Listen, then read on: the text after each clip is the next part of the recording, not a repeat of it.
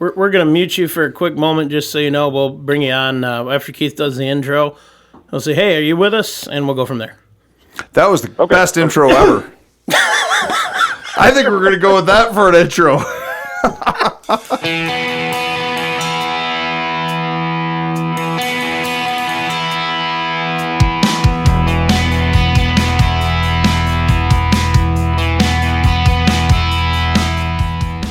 It's time to hit the trail, lock in those hubs, and throw it into low range.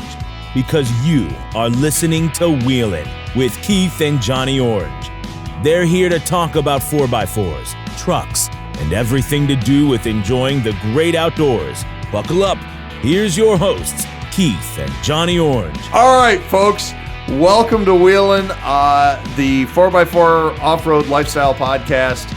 I am Keith, of course, Keith Codette. I don't have a stage name or anything, but I'm sitting across from Johnny Orange. What up? And Andrew, the producer, is back in studio. Welcome, Andrew. Andrew, the producer, for all of you who have been following our social media stuff and everything, I think some of you who really follow what we do know that Andrew's been out of the studio for a few weeks now. And the reason why is Mr. Andrew, the producer, is now a daddy. So round of applause for that. Weirdly enough, Andrew, the producer, ended up with my daughter, and so I am now a grandpa. And it's Grandpa Keith. Yeah, I love it. Oh my! No, I'm not Grandpa Keith on the show, John. Not Grandpa Keith. That's your new name. Oh my God, no. So for everybody who wants to hear it and make Keith's new stage name Grandpa Keith, go ahead and post on 4x4 Talk that's what you want to hear more from is Grandpa Keith. Oh my God. So anyways, he has a beautiful baby boy. He was born 7 pounds, 11 ounces. His name's Declan. Just a cute little thing. 7-Eleven. I love it. Yeah, exactly. He's about the size of a big gulp. It's awesome. And so anyways, today we're going to do something a little bit different. We're bringing on a special guest, and this is a special guest to me. Now, I know that we've had some big industry names and stuff in the last few episodes, and this is a guy that if you are not in Michigan, you probably have never heard of him. However, and I'm going to You may have spent a weekend with him. Oh, shit. All right. However, if you live in northern Michigan or in the upper peninsula of Michigan, it does seem like everyone seems to know him somehow, and I've never quite figured that one out. Maybe he can explain to us. Mr. Bernie Stanaway from originally Negaunee, Michigan, and now he lives out of state, but we have Bernie on the phone. Are you there, Bernie? I'm here. All right, Bernie, I'm just going to start off with this. I don't even know how, and maybe you can explain it to me, but it does seem to me that, like, everyone I've ever met in the off-road world, the 4x4 world, that lives in the UP or maybe north of Grayling, Michigan, seems to know you somehow, and I've never quite figured that out. Like, why? Why does everyone know you, Bernie? I was in the military and got to know a lot of people there, and traveled all over the place and wheels all over the place. So that's what I'm chalking it up to. Well, okay, fine. But you said you're in the military. You are a Marine Semper Fi. I'm not a Marine, but I tell you what, for our listeners who have been listening to the show for a long time, I lost my dad a little bit over a year ago. He was a Marine as well. He met Bernie several times throughout the years, thought the world of Bernie. Bernie came down, him and his wife, Jen, came down. They drove at the time like 7 hours down to my dad's wake that we had. Totally unexpected. By far, they were the furthest people that traveled to that. And Bernie has been a lifelong friend of mine, and I'm going to explain to you how I met Bernie in a minute. But Bernie, once again, I got to thank you very much for coming down and saying your respects to another jarhead who passed away. That meant the world to me. It meant to the world of my mom. Meant the world of my family. Oh, you're really appreciated. I wouldn't, especially a friend's family who is a Marine. I'm going to try to make my condolences known. Absolutely. You are. I respect you like you can't believe for that and so many other things that you've done. I'm going to tell you how, John, you're listening, and I know I'm going to tell you how I met Bernie. I don't know if I've told you this before, but this is kind of an interesting story. So. He starts laughing. All right. So, I used to belong the very first 4x4 club, and I'm using air quotes right now because it was not much of a club. I used to belong to a club called the Internet Trail Riders. And this is when the internet was new. I mean, we're talking late 90s, early 2000s. I was there. Yeah, you were like 7. Ouch. Yeah, anyways. The Internet Trail Riders. And we had, we would communicate via some emails and some forums and things like that. Internet was in its infancy. Facebook didn't even exist. It was back in the MySpace days. Got it. Yeah, I never had one of those. But Lucas, who was active in the Internet Trail Riders, and you know who Lucas is. He's a mutual friend of ours. He had put together this winter wheeling run up in the UP. Upper Peninsula, Michigan. For you who live outside of Michigan, if you don't know what the UP is, it's the Yoopers, the UP. Michigan's 2 peninsulas. If you don't know the geography of Michigan, you're an idiot. It's very simple. Turn your right hand facing you and look at it. Well, pretty much. And then your left hand is the rabbit that lives on the top. Yep. There you go. So, anyways, I don't know exactly. Maybe Bernie can extrapolate upon this a little bit, but somehow Lucas and Bernie got talking, I think, over the internet. And Bernie had said, hey, come on up and you and your guys can stay in my RV. And I'm pretty sure that was the term he used. You can stay in my RV. And camper. Camper. Okay, so he used camper. How'd you know Lucas? Was it through the internet or did you know him through somebody else? Was it through Brian or something like that? No, I actually met Lucas. It was either Internet Trail Riders or through Michigan Jeepers.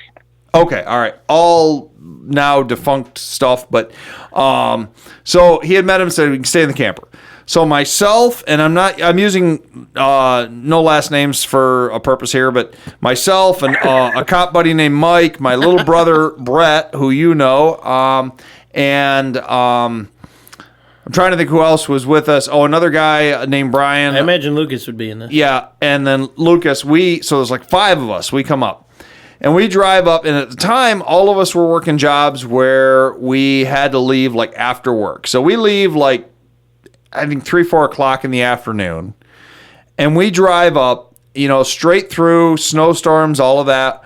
We pull up into Marquette, Michigan, where Mr. Bernie was living at the time. Or maybe you lived in a suburb of Marquette, but basically greater Marquette area.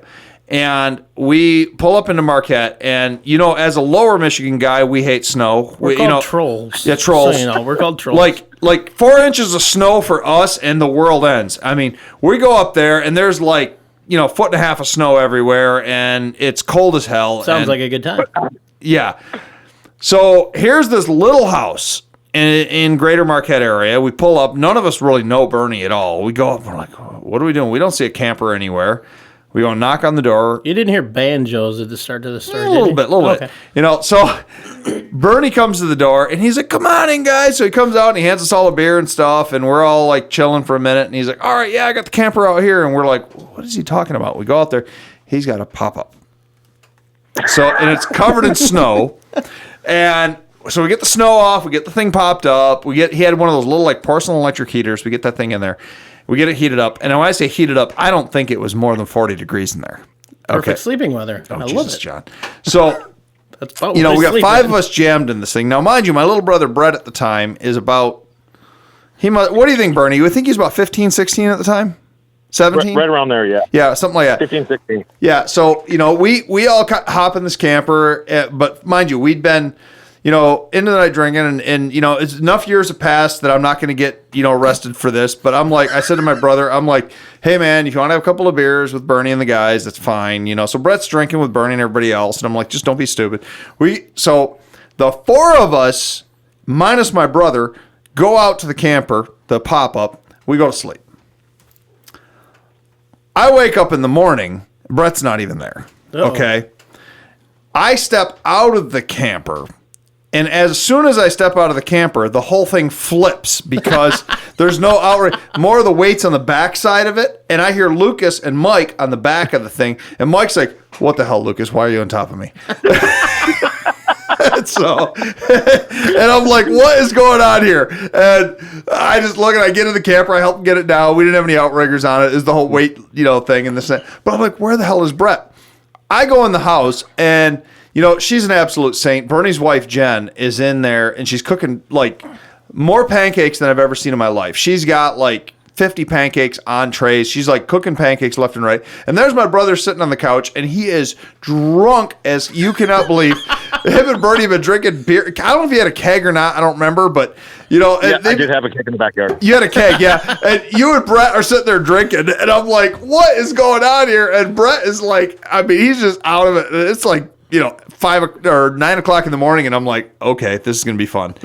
And anyway, so that day we went wheeling with Bernie. At the time, you had a Jeep with a small block Ford, didn't you, or was it something else? No, that was my CJ7.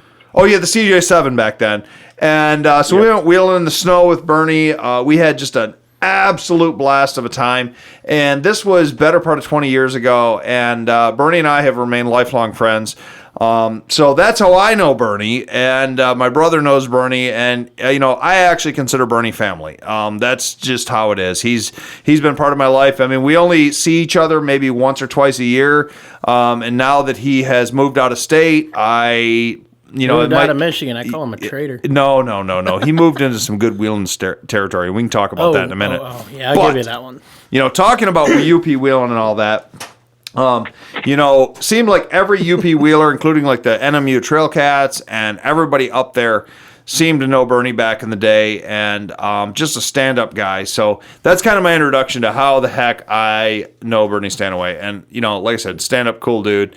Bernie, we got to get you talking here for a minute. So how did you get involved in wheeling? How did you get into the world of 4x4s? Well, I've always liked them. When I was in the military, I was in North Carolina, and they were big on mud bogs in North Carolina. So I kind of built a mud bogger, and I really didn't enjoy it that much because it was 10, 15 seconds and you're done. Then you had to sit around and wait for hours. That sounds like John's love life. And anyway, we're not making this an after show. This is a main wheeling episode, not end of the trail, bro. Whatever. Well, anyway, when I got out of the military, I moved to California, about an hour and a half south of the Rubicon Trail. And being from North Carolina, I went out and bought this big, huge F-250 with lifted, bigger tires, 460. The thing would almost pull the front end off the ground. It was so powerful, and I loved it. But I went to go run the Rubicon with a friend of mine, and there's no way my truck would fit without causing lots of body damage. And other people had told me I should have bought a Jeep. So I ended up selling that and getting a 55 FJ40, I think it was.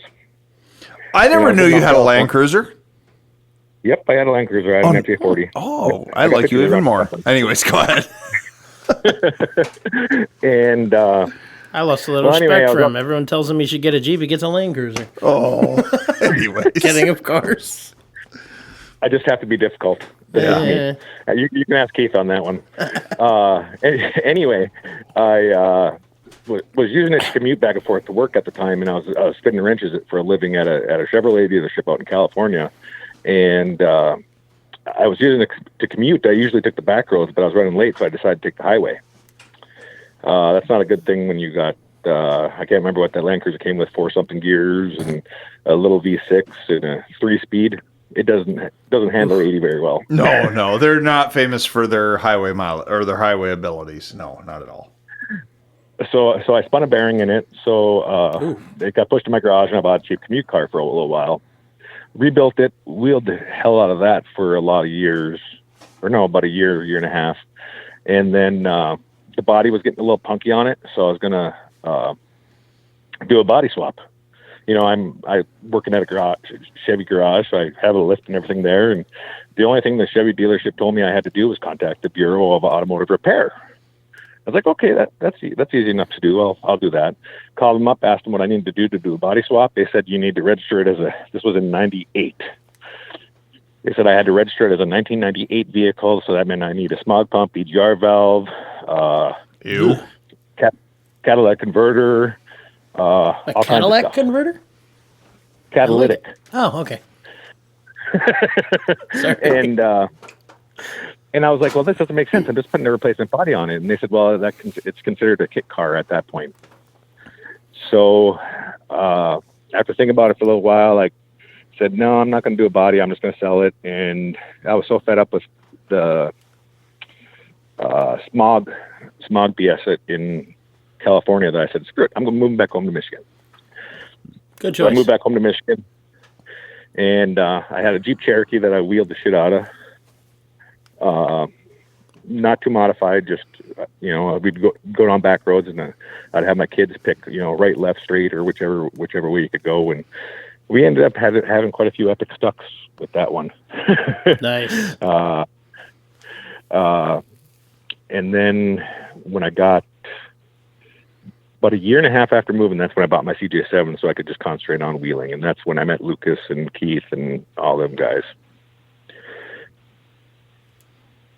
That's what I've been doing. That's that. Yeah, I mean that, and then from that on, you've had a couple of different rigs. You had a YJ with a small block Ford. You've had different rigs over the years. You've had side by sides. You've gotten into the motorcycle world for a little while. You're an all around off road guy, which is really cool. And it's funny. Speaking of Little House in Marquette, they used to have. I think I've told John the story before about when I blew the clutch in the S10. Probably. Well, Bernie's the guy that came up with John. So we were doing the Mount Arvon area, and I don't know if that's a public land or private or whatever. You would know more than I would, but we're up there, and I had a little S10 regular cab, and I blew the clutch in it. We were wheeling, and I had like 31s and cut fenders on it, and like I said, G80 Govlock rear end in it. So I basically had 2.5 wheel drive on that. Well, I mean, you've got one front, there's no lockers or anything. One front and a crappy limited slip in it. So what I had blown the clutch on it, and they towed me back to Bernie's place. And we needed to do a clutch, and we went down to Napa and got a clutch and all that, but there was so much mud and clay and everything packed underneath it. And I'll never forget this. Bernie goes, man, he goes, no, I got this. We'll get this cleaned out. And I'm thinking he goes up to his shed or whatever, and I'm figuring he's coming back with a power washer. No, he comes back with one of those little old-fashioned sprinklers that like goes back and forth. And he throws it on a hose, and he throws it under the S10, and we're like, what? And he's like, I got some beer. And so we sit out on his porch drinking beers, watching this sprinkler for like 3 hours just go back and forth underneath the S10, cleaning the mud out from underneath it. And then we eventually pulled the trans out and did a clutch on it. So it's like bleeding brakes. You just run the fluid until it comes out clear? You remember that, Bernie? Yes, but I was just going to say, did it or did it not work? It worked just fine. It worked just fine. That's awesome. I would have never thought of putting a sprinkler under it. And then if you remember that S10... Was it the one that like clicks back and forth, or the long one that just rotates back and forth? Long one that rotates back and forth. I love it. Yeah, and on top of that, the body mounts were so rusted on that truck. So your carpet was soaked also, right? It was a 2.8... No, it was a 2.8 S10. Okay. And if you know anything about the 2.8 S10s, the 2.8 was a Chevy Citation engine, which was a front-wheel drive car that they then like modified to fit in the S series chassis. Mm-hmm. And when they did that, the top two bell housing bolts sit right up against the firewall. Ugh. You cannot get them out without either drilling holes through the firewall or lifting the body. That sucks. So we're under there, and the body mounts are all rusted and everything. And we're like, oh, man, how are we going to get these off? And I'm pretty sure it was Bernie who was like, well, this truck's pretty screwed up anyways. Let's just throw a high-lift jack on it. And so we put it on the rockers, and we, like, broke the body mounts, picked it up, and we pulled the trans out. And, I mean, it was just Yooper redneck engineering. And I love it. Got the thing going and drove it back, home, which was like a 7-hour drive back home. And I had no problem with it because I didn't trailer stuff back then. I mean, Bernie is definitely one of my very early 4x4 and wheeling, friends. And he's one of the guys that has really stuck around all these years. And that kind of stuff and that kind of, wheeling on a budget thing has really stuck with me. And speaking of that, Bernie, I mean, you've had some cool rigs, but, every rig I've ever known you to have has always been built on a budget. You've always really kind of watched your dollars and stuff like that. You know, everything you've ever had. Like, what's been your favorite modification or your favorite setup that you ever did that didn't cost you $1 million? You know, what was your go-to that you really enjoyed thinking back all your wheeling years? My favorite modification would be welded spiders. Welded spider gears? Oh, hell yeah. Lincoln Lockers. Lincoln Lockers, yeah. Yeah, absolutely. Because you can have the nicest rig in the world, but if you don't have any traction, you're not going any place. True story. Like, let me tell you this little story. When I first bought my Jeep, it was already lifted. It had 33-inch tires on it. They were TSL boggers. And I went out wheeling with a bunch of people. And Ryan, I can't remember his name. He had that big-ass Bronco. Oh, that moved up to Alaska. Yes. Yeah, I saw him when I went up to Alaska a few years ago. Yeah, no, we don't need to say his last name, but I know who you're talking about. Yep. Okay, as long as you know who I'm talking about. Yep. His wife is Heidi. Yes. And they used to have that husky dog that I don't remember what the dog's name was, but they had that Alaskan husky Malamute dog or whatever it was. That'd be a pretty dog. Yep. Exactly. I know exactly what you're talking about. Well, anyway, he was out there, and he had lockers front and rear, and climbed right up the hill. And then there was I'm in this YJ, probably if you bought it when I bought it when I had problems, and I fixed the problems.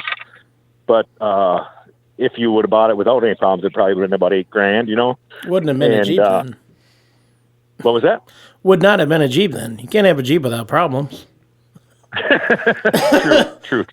True story. Anyway, I'm on 33 TSLs, and I can't even get halfway up the hill because the guy built it looked nice, but it was open front and rear. Yeah. So when I built the YJ, the first thing I did was I put a spool. I was going to weld them, but since I was swapping axles anyway, I decided to just get it built with a spool. So I ran a spool, and after that, and it's kind of funny because I had a twin stick, I did a 20 twin stick in it. Ooh. Half the trails I'd do in 2-wheel drive low range. Nice.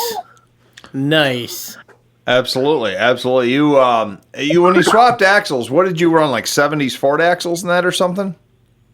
Yeah, I ran I can't remember what the 9-inch was out of. It was a 70-something Ford, big bearing 9-inch.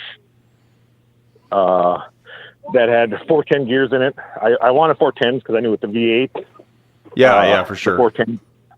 410s would be perfect. I didn't want to go any numerically bigger. And so I ran 410s and had the rear built with a spool. Then I found a Highboy 78 front end. That my front end is quite a conglomeration because the front end, the inners, the C's and everything was factory Highboy. Then the knuckles were Chevy flat tops. The spindles and everything else out was Ford TTB stuff. Yeah, it all bolts together. Basically, you had an 8-lug Dana 44 high pinion in the front of it, which is a good combination. I mean, you pretty much had all the best Dana 44 stuff in the front of that Jeep. Yes, and I love that Jeep. I had 3515 boggers on it. And besides the bogger crawl, when it grabs the lines in the highway and follows the lines, it would track straight at 80 miles an hour. Now, that's the Jeep that you flopped on its side, right? Yes. Tell us about that. Tell us about that. Well, we were running with Todd, and Todd had a Jeep built with he had air lockers front and rear and good gearing and good all kinds of other stuff. And he was trying to make it up this hill, and he kept having problems. And I said, hold on a second. What the problem is you're not getting enough speed. I'll get it. And I was trying to. Yeah, speed saves all, right? Yeah, all right. And I was trying to straddle the humps because at the time I had 34 950s on there, TSLs. Yeah, the tall narrows. Those weren't good though. I remember those tires in that thing. Those were good tires. Oh, yeah, I love the tires. You just got to remember that you are really tall and floppy. Yeah, but for Michigan wheeling, those tall skinnies seem to work good because you cut through the mud and you hit the hard bottom. If you have a hard bottom, I was just gonna say if you have a hard bottom. Exactly. But if you have a hard bottom, they cut through it better than a wide tire like a 1450 or something. I remember that. You were Bernie, you were like one of the first people I ever knew that adopted the tall skinny idea outside of the mud drag racers. And, I remember seeing your YJ in action, and I'm like, he's onto something here because, he's cutting down through 8 or 9 inches of sloppy stuff, and he's hitting the hard bottom, and then he's just nailing it. And you had the power with the V8, and you were able to just like slam it and go. And, we had guys on some of the runs that we did that were running taller tires, but they were real wide, but they couldn't get any traction. They were just in that slime, and they were cutting down 3 or 4 inches into this stuff, and they're not hitting any hard bottom. So that was where my belief actually started to develop for the talls and skinnies. I really prefer going, no wider than a 1250 wide tire because of some of what I've seen you do on the trail in the UP. Now, of course, it's different what part of the country you're in, but in Michigan, as you know, a lot of times we have, maybe 3 to 12 inches of mud, and then you get down to sand or rock, depending on the area of Michigan you're in, before you hit a hard bottom. So tall and skinnies really work well usually in Michigan, unless you're doing like snow wheeling. Yeah, they do not work very well in snow. No, they don't work well in snow. But anyways, yeah. So back to your story. You were telling us about how you flopped and all that. Well, let me back up a little bit more and remind you that I did the engine and drivetrain swap before I did the axle swap. Oh yeah, that's right. I forgot because you were originally running on the 30 and 35. Is that what you had in it? Yes, I had a Dana 30 and a Dana 35. Yeah, exactly. Just to remind you that, so I had the V8 in it, but I did not have the stronger axles. Anyway, so I decided that I was going to show up our buddy Todd and stay on the mounds. You know what I'm talking about? The mounds of the 2-track. Yeah, not the mounds off-road park, but you were kind of in that we were doing. Was that near Arvon or whatever? We were kind of doing the fire trails where it kind of like whooped up and down. Is that what you're talking about? No. That was out towards Squin where we were that day. Oh, okay. Yep. No, I know the area you're talking about. Yep. Well, anyway, I tried to stay on the mounds and just drive up the trail because I knew that if I stayed on the mounds, I could get up there. Well, I got a little too close to the edge, and the tires fell in, and it would. Now, if they would have just fell in and slid sideways, it'd been fine. But slid sideways, hit the other mound, and over I went. I've seen pictures. Now, I was not on that run that Bernie did that, but I saw the pictures, and how much damage did the YJ ensue through that adventure? Was it pretty banged up, or did it survive pretty well? It had none. Oh man, that's perfect. Nice. That's perfect. So Todd backed his Jeep down, winch, and I had a winch on it too, but it was just easier to use his, considering then I didn't have to do any weird angles with mine, and hooked it to a tree, and then snatch blocked it back to mine and pulled me back over, and now nice. Fine. I checked the oil and checked everything and made sure everything was fine, and away I went. Nice. That's awesome. Now, okay, switching gears a little bit here for a minute. Correct me if I'm wrong, but were you not the gentleman that had a little bit of an instance with a winch and a fair lead? Maybe were you running 8274 Warren or something?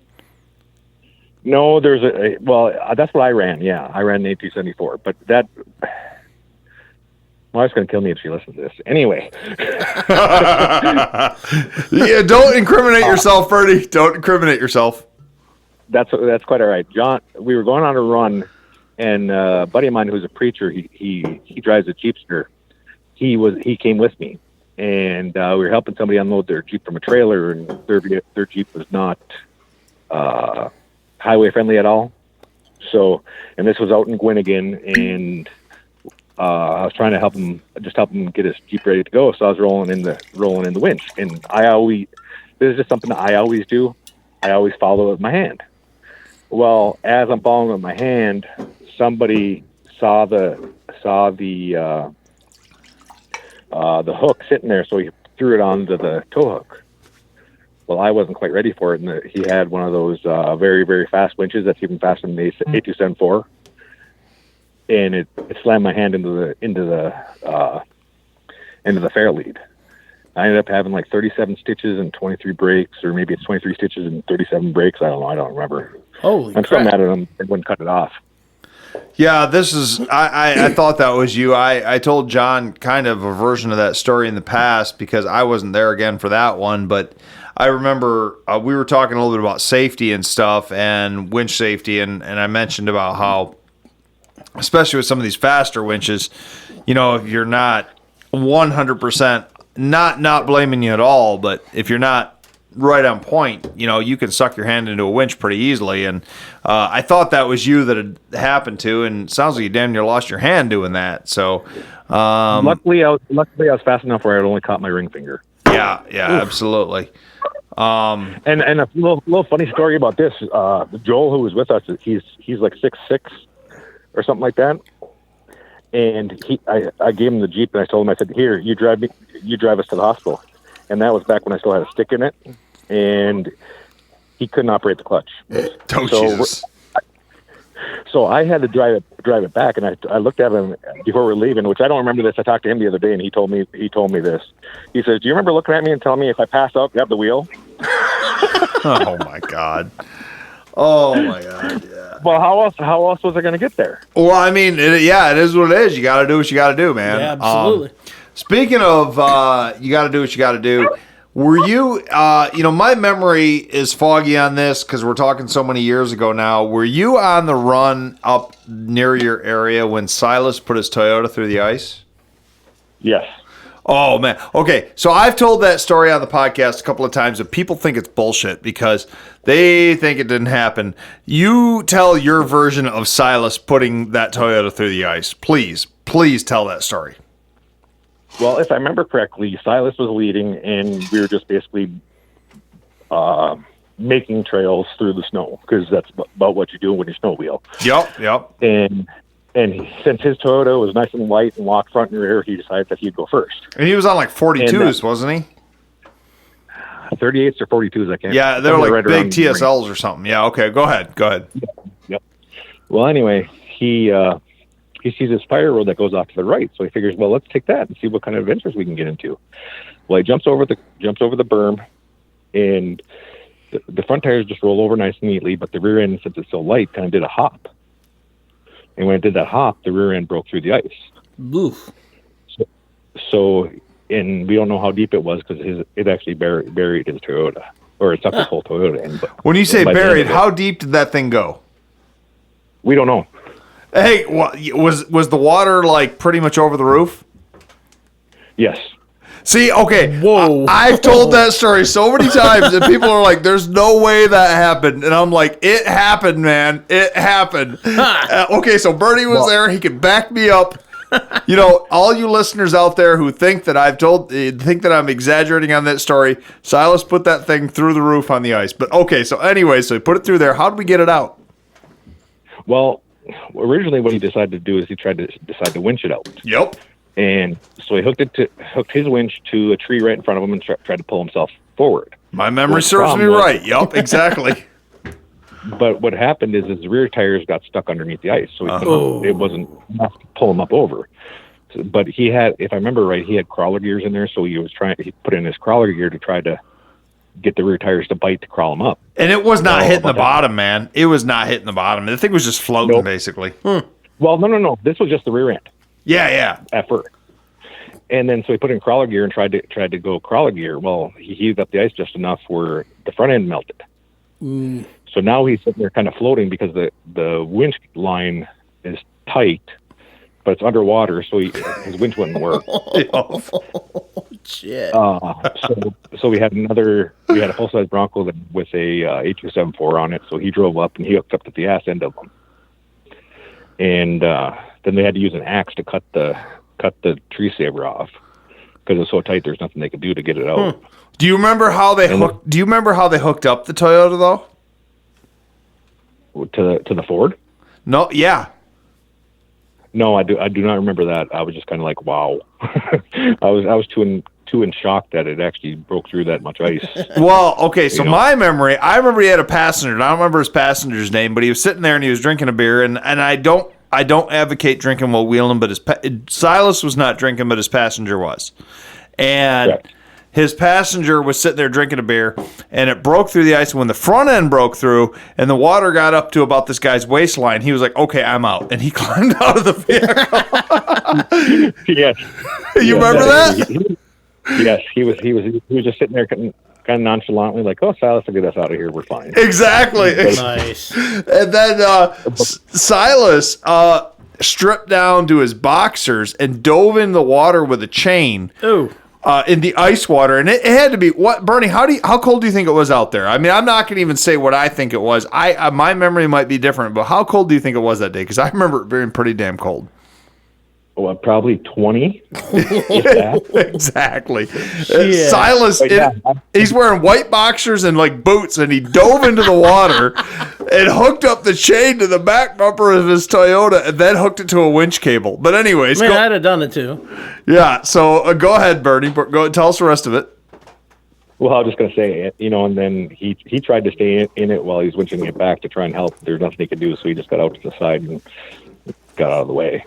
But then if I remember correctly, Silas had to go back into the water because he left it in gear. Because the Ford wouldn't.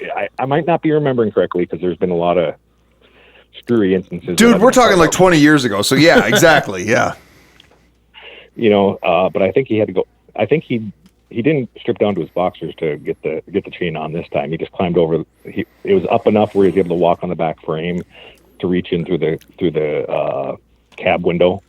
Yeah, you know what? Now that you say that, I think you're right. I seem to remember him like walking around waist deep in the stuff. Like he had put some clothes back on, but he was like, yeah, I forgot about that. Yeah.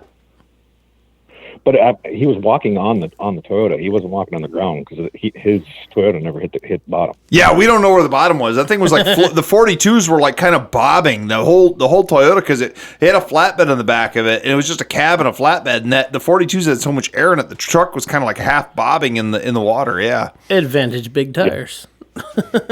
Yeah, for sure. Yeah, big advantage, big tires. Yep. But then once it got in neutral, he just got it out of the way, and the guy in the Bronco put it in reverse, and he had a nice, healthy, I can't remember what engine he had in there, but it was very healthy. And I know they don't recommend this, but it was kind of in a situation where whatever you can do to get it out type of situation. So even though it was only hooked with the winch strap, he put it in reverse and just gave her and pulled it right out. Go ahead. My favorite part about that is I know it's not recommended, but that was, I don't remember his name either, but that was the guy with the big purple Bronco that was on, I think he was on Mickey Thompson's, wasn't he? Yes. Yeah, that was the guy. Yep. And he had a bent 8.8 in the back of it, but for whatever reason, it kept running just fine. I remember his 8.8 had like kind of like a bow to it, but he was like, yeah, I'm going to run it till it blows. That was the guy, wasn't it? I don't remember the bent 8.8, but it was Guy. Yeah, Guy. Yeah, you're right. Yep, he had the big Bronco. I remember that. And then so Silas got out, and he was freezing his butt off, and so he hopped in Guy's Bronco and to thaw out, and he rode back in that thing like half soaking wet, and they got the Toyota back. And from what I heard now, I don't remember if I ever wheeled with Silas again after that, but I heard that they got that thing thawed out, and he kept wheeling it. It was fine. Yes, he changed the fluids because everything had water in it, and changed the plugs, changed the oil, made sure there's no water in the intake or in the engine or anything. He basically changed all the fluids and started it up and drove away.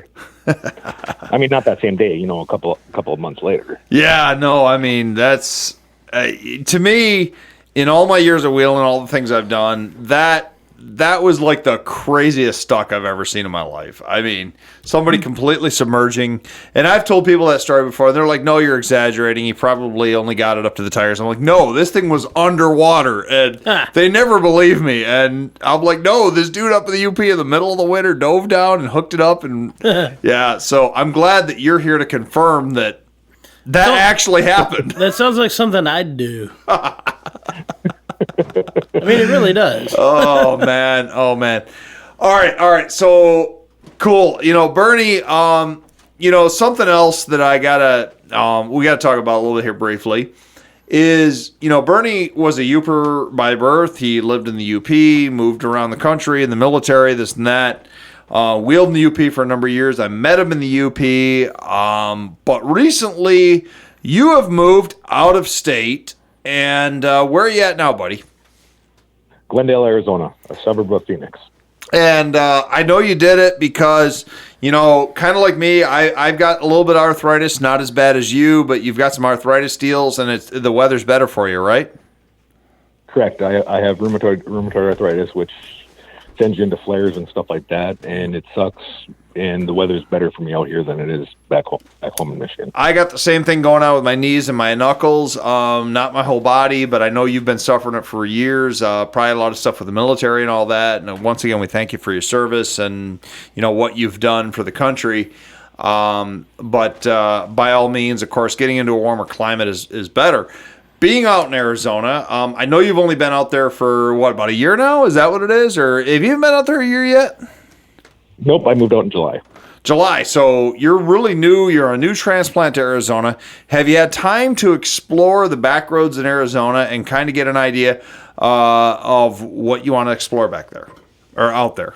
I have not really had a chance to get out and explore. My youngest daughter's boyfriend, he's from this area, and he drives a lifted Dodge Ram, second gen diesel, that he can't wait for me to get something to go out and play with him out in the woods, because he goes, I usually end up stuck at these certain places, and what I'm looking for, I found a couple, but they're a little bit out of my price range. I'm looking for a Ford GPW. Oh yeah, World War II Jeep. I mean, you can't beat that. Yep. And I don't care if it's modified, like the one I'm looking at right now has a 327 in it with a 420. And I would probably rip out the 327 and put a injected 4.3 in it, just because I've had Jeeps with V8s, and you don't need a V8 in a Jeep, especially something from the 40s where it's half the weight of a YJ. Yeah, I would agree. That's I think John's over here motioning. He's got a question or a statement or something. My only question: the truck of this guy, is it manual or auto? It's a manual for SM420. Oh, I like it. In a second gen? Say again? In a second gen Dodge? Oh no! That's on the Ford GPW that I'm looking at. Oh, okay. Oh, sweet, man. I totally. I know you've always had a thing for flat fenders, and I totally support the idea of you wheeling around Arizona in, I'm not going to say your retirement years, but basically, the next few years of your life. I think knowing you personally and knowing your style and what you like doing, I think you going around Arizona in a flatty would be just. I mean, that to me. I mean, that sounds like an awesome life. Mm-hmm. That you need to do it, man. I mean, you need to bite the bullet on that. You're telling me the one with the 327 is like out of your price range or something, though, or what? Yeah, it's a little bit out of my price range right now. So I'm hoping that by the time I can save up enough to buy it, he'll still have it. But if he doesn't, and I'll find something else.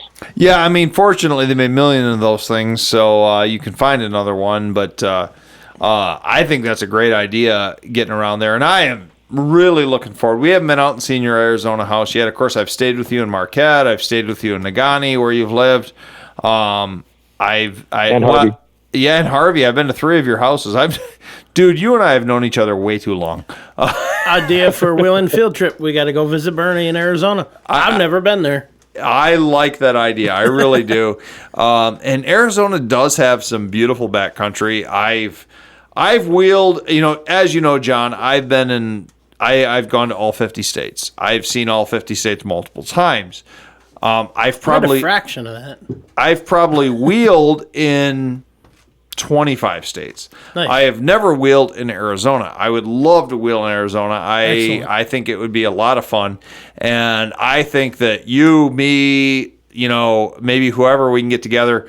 We need to see this Yooper transplant. We need to go out and see him in Arizona, and we need to wheel with him because I think that's a great idea. Wheeling listeners, I know we listen all around the world.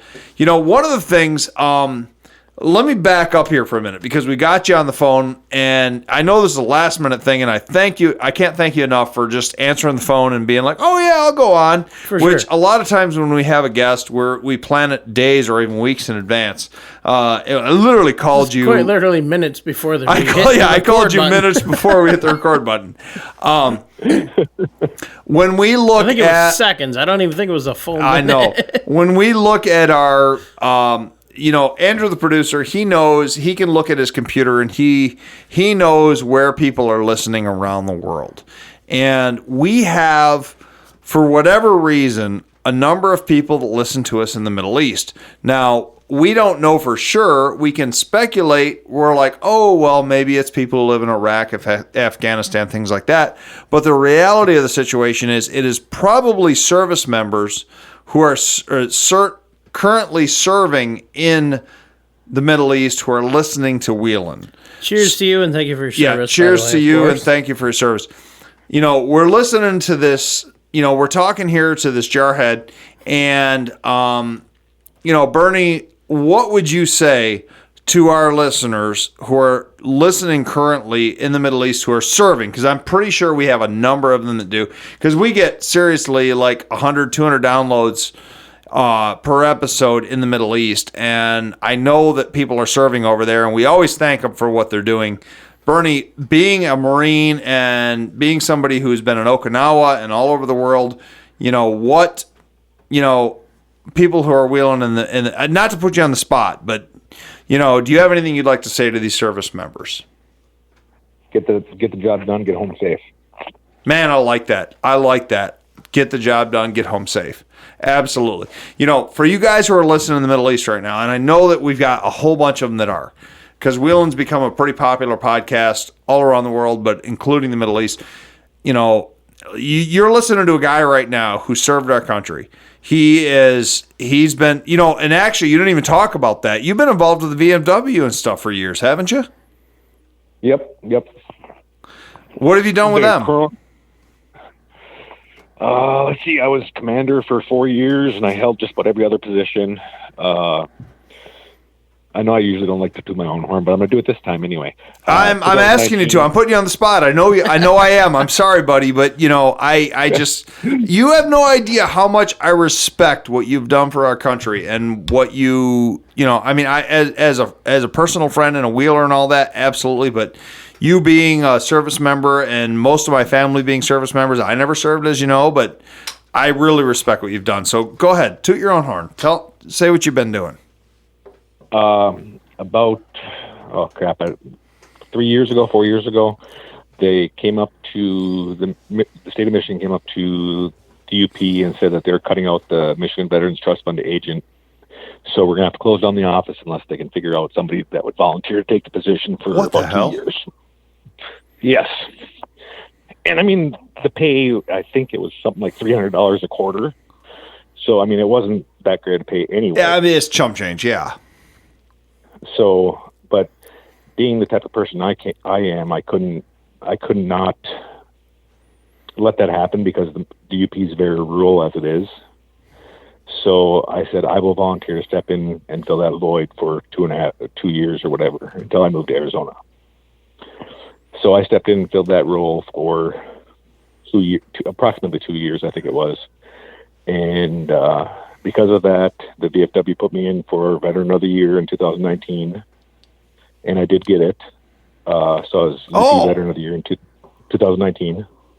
Congratulations. I didn't even know about. See, once again, he doesn't toot his own horn. I never knew anything about this. Yeah. I know Bernie quite well. You've never said anything about that. That is awesome, man. Oh, thank you.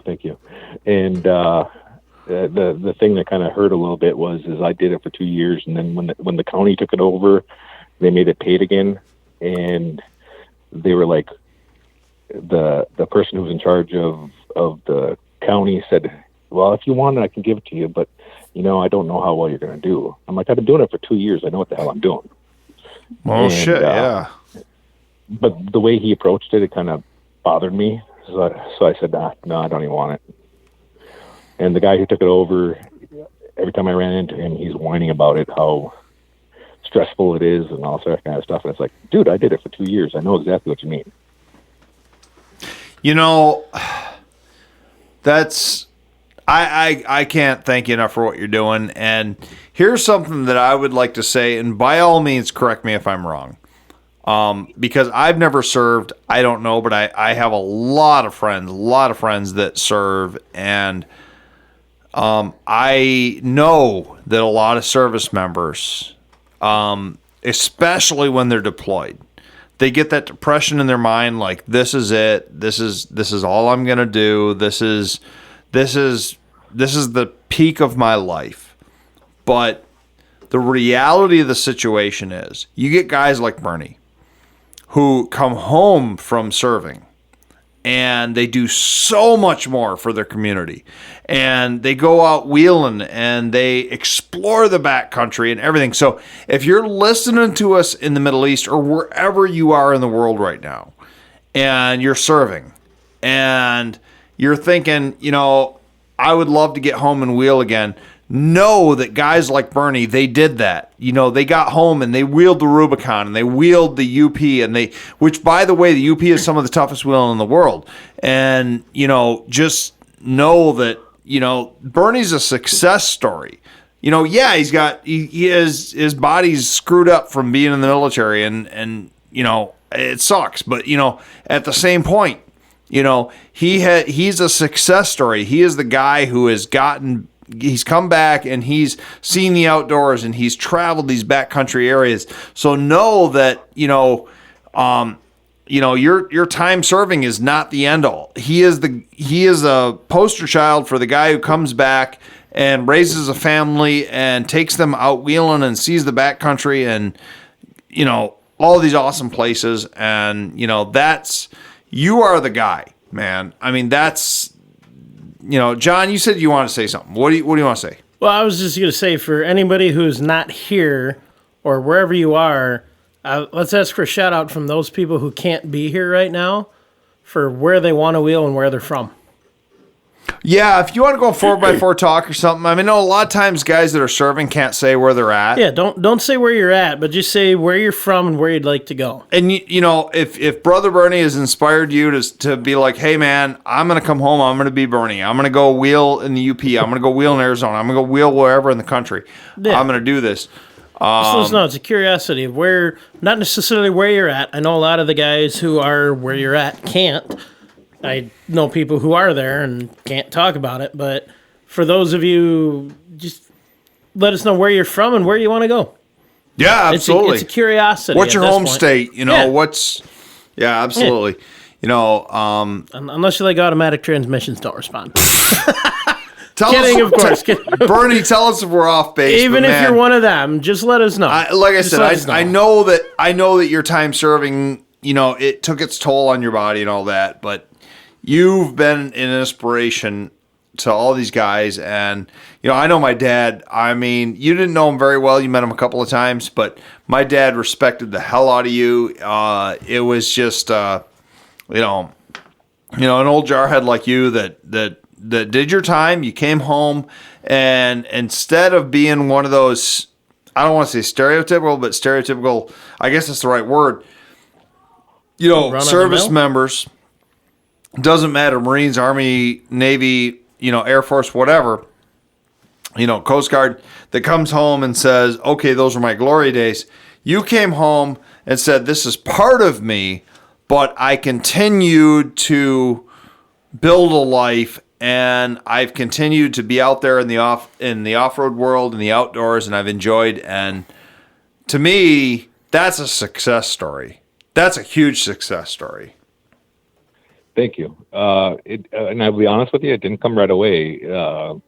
What actually got me involved with like the VFW and stuff like that was watching my own struggles with the VA system, and then talking to other people that had struggles and not getting anywhere, you know. So that's part of the reason why I started getting involved. And I felt just with that trust fund agent, I must have helped 300 people in that 2 years, and that was some of those people were getting close to being a statistic of taking their own life, and that was really hard. And I would like to reiterate that no matter what happens, it'll always get better tomorrow. It may not be tomorrow. It might be 6 months from now, but it will get better. Absolutely. You've got a beautiful wife. You've got beautiful children. You got an awesome house out there in Arizona. You had a great house in Nagani as well, the last house you had there. Your life, there's so many people that can, that's that. You got the dream, man. You've been living the American dream. And, not that anybody should be jealous of you, but at the same point, they should aspire to be you. Get out of the service, continue. If you want to come home, you're listening to wheeling, you're a fan of off-roading, keep off-roading, build your family, build your life here back in the States when you get home. Be Bernie. Be Bernie. I mean, that should be like, it should be hashtag Be Bernie. I mean, that's literally what it is, because We could start a whole new movement here. well, that's what I'm saying. I mean, our treasurer at the museum, Dan, he's a current service member. He serves in the Air Force. He's our treasurer. He is a wheeler. He's an off-roader. That's the mentality you need to find. Is you need to say, this is my job for now. It's an honorable job. You're in the military. You're doing the dirtiest job for the least pay for the honor of your country. You're doing that, but that doesn't mean that is the pinnacle of your life. Finish your job, come home, then continue on in your passions, continue on in your hobbies. Even if you're not into off-roading, if you're into hiking or backpacking or hot rods, or you're into collecting stamps, it doesn't matter. Whatever you're into, come home and build your passion, build your family. Yeah. Be like Bernie. Bernie is a success story, and that's if I ever went into the military, I mean, I'm too old now. I'm maybe too old. I don't know if our country goes to hell, maybe I will join. I mean, it is what it is. But, be like Bernie. Bernie is a role model for you service guys. All those 18, 19, 20, 23-year-old guys, if you're listening to us now, be like Bernie. Without outing your age, Bernie, you're a little bit older than me. You be like Bernie. He has this awesome life, awesome family. You can do it, and you're awesome, man. You've been a huge inspiration to me. You were when I was a young wheeler, in my early 20s, and I came up, and you were like, "No, dude, we can fix your S10 in your front yard, and we can do this, and we can do that, and you can crash in my basement. You can, you outreach to this young community." To a guy you didn't even know, and you sleep in my camper / pop-up, you without people like you, our off-road community would die, or at least it wouldn't be the home feeling, or whatever you want to call it, the grassroots community that we are. And you're genuine. You're just a genuine person. Having you in this community, and I know that a lot of our listeners in the UP or Northern Michigan probably know you, but the people that don't, you're freaking awesome, man. We really appreciate it. Thank you. It kind of sounds like you're getting ready to wrap up, so I do have one more thing to say. Sure. And if you are in the wheeling hobby and something comes up and you have to sell it,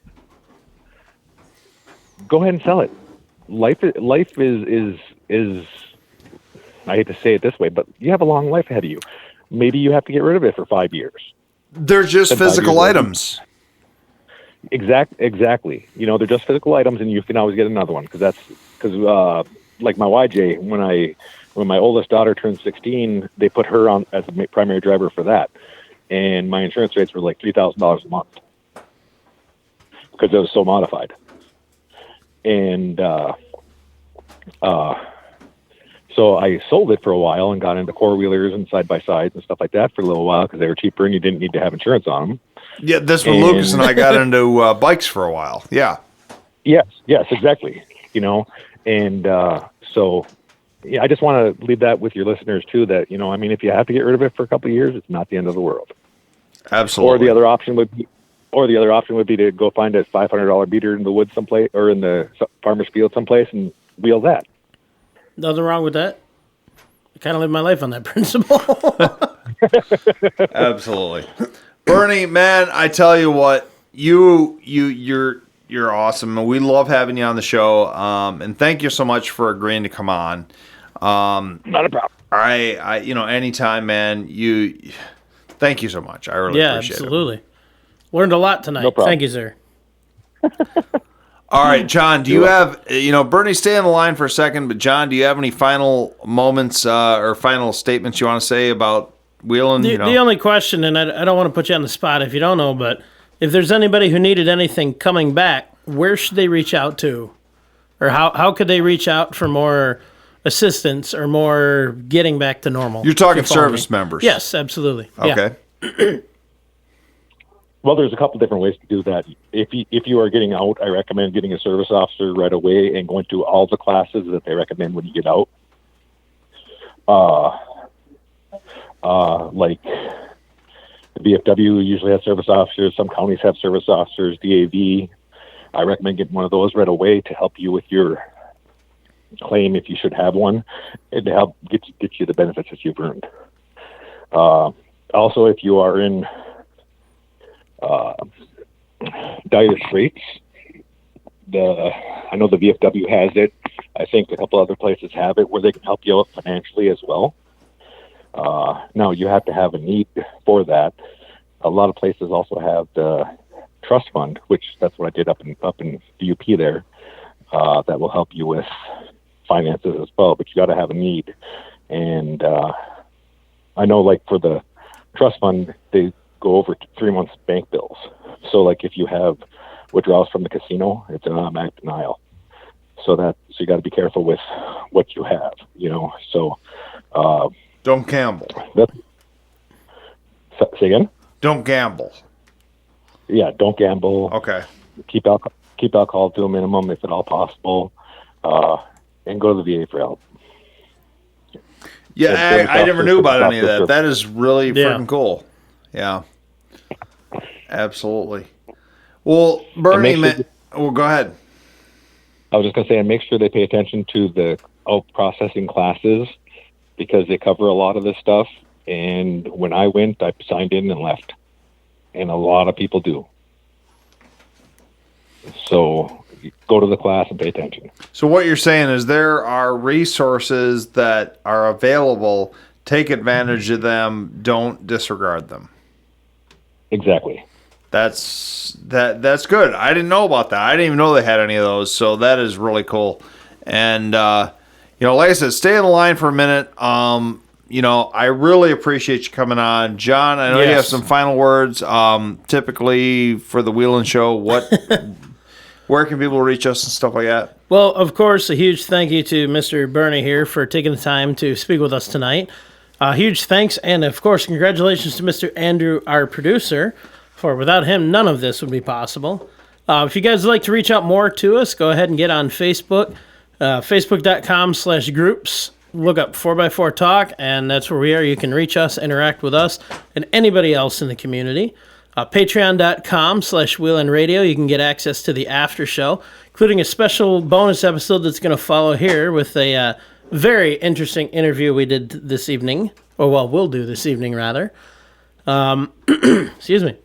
Other than that, I think I just got to close this with thanks for listening, and have a good night, everybody. Well, you forgot, John. Oh, did I forget?